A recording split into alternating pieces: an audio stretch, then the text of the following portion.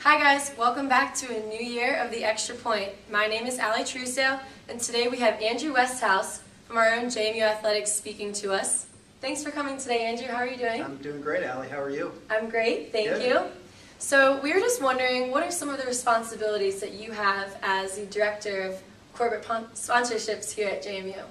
So really at the end of the day, Allie, our responsibility is to generate revenue on behalf of the athletic department at JMU. I'm actually an employee of a company called Front Row Marketing Services, which specializes in corporate partnerships.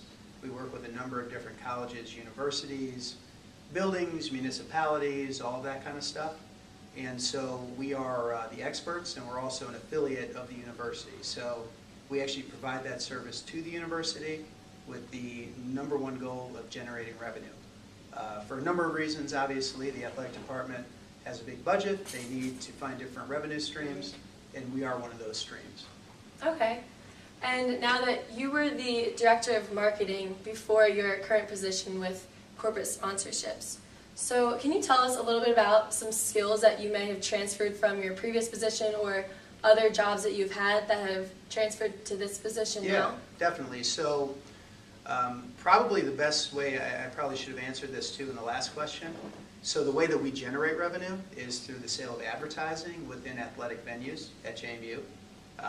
My former role at JMU, I think, really prepared me for this role because I was very familiar with all the different types of advertising that we have available.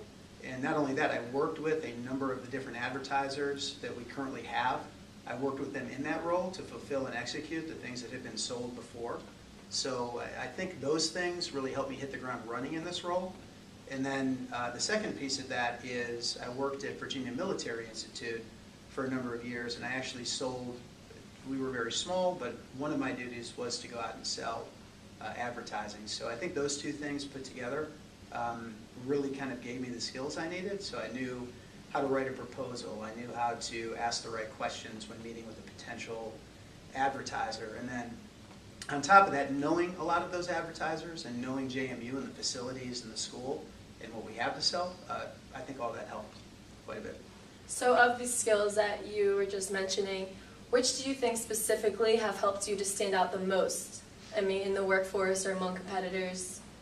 Now, to talk about myself and use skill in the same sentence is a little bit of a reach, but that being said, I think that the #1 thing in what we do is just the ability to get along with people. Mm-hmm. So, if anything, I feel like I have a decent ability to, interact with people, to build relationships with people, and if you can do that, generally speaking, you can be reasonably successful doing this kind of work. So I think that's probably #1, and then the second part is I'm just really smart. No, but a lot of it is being able to find out what a potential client really needs, and if you can get to the heart of that, then that's the majority of the battle. So if you can build a relationship and then figure out what they need and want, then that's probably the two biggest pieces. So for someone that is interested in position with marketing or selling ad space or anything, really to develop their people skills or their interpersonal skills is something that's really necessary for a job like that. Yeah, and I would say that's probably the #1 thing. Now, that doesn't mean you have to be perfect. You don't have to be like, mega polished. People have different approaches to this kind of work. So if your approach is a little bit more of a humble, not, quite as slick kind of thing, then that's fine. If you are, the type of woman that, slick back and like very business-like, then that can work very well too. So I think it's fun because you can find your own style in it. And we know that just from our annual meetings for our company. I mean, there are different, properties that are managed by people of all ages, walks of life, race, gender. None of it is uniform. I mean, we have people from all different, backgrounds and different everything. And they all do a really good job. So you can be yourself, and if you like people, then it's a good place to start. Yeah, that's great. And now, talking more specifically about what you do for corporate sponsorships, what are some of the biggest challenges that you have faced with your job? And maybe talking about your skills again, how have you used those to adapt and overcome those challenges? Well, I mean, for us, I guess it's a challenge is probably a good word, but it's a good challenge. We are constantly charged with generating more and more revenue. And so that's a challenge because at the end of the day, you have this many people who you're working with. They make up this percentage of your annual budgeted goal.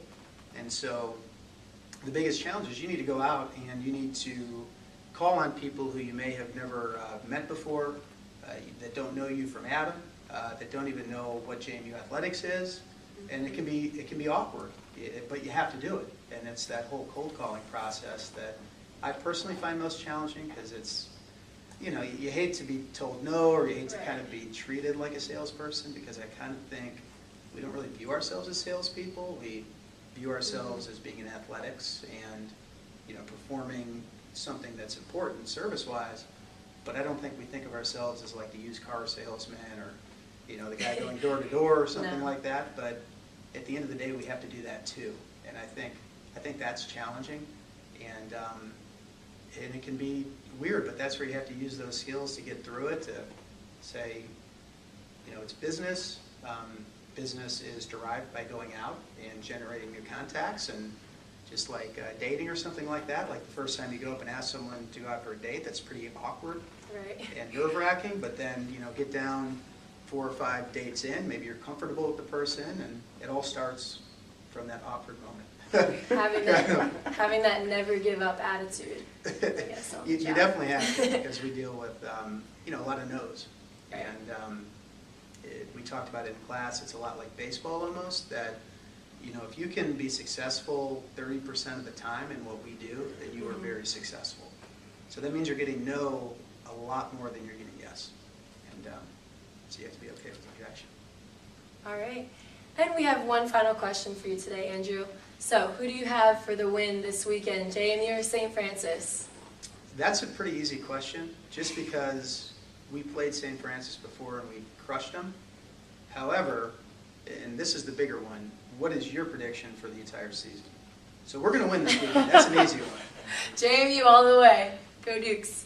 National championship? Sure. Boom. Love it. Here we go. Well, thank you, Andrew, for speaking with us today, and thank you guys for listening. I'm Truesdale, and this is The Extra Point.